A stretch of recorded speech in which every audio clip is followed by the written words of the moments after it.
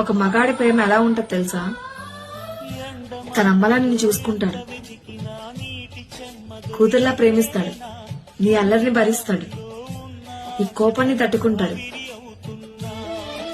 నువ్వు చేసే చిన్న చిన్న అల్లరిని ఎంతో ముద్దిస్తాడు. ఫైనల్ గా చెప్పాలంటే ఇది ఒక చిన్న పసిపిల్ల చూసుకుంటాడు. అంత బాగుంటది ఆ ప్రేమ. అలాంటి ప్రేమ నువ్వు చులకనగా చూసి వాళ్ళని బాధ పెట్టుకు.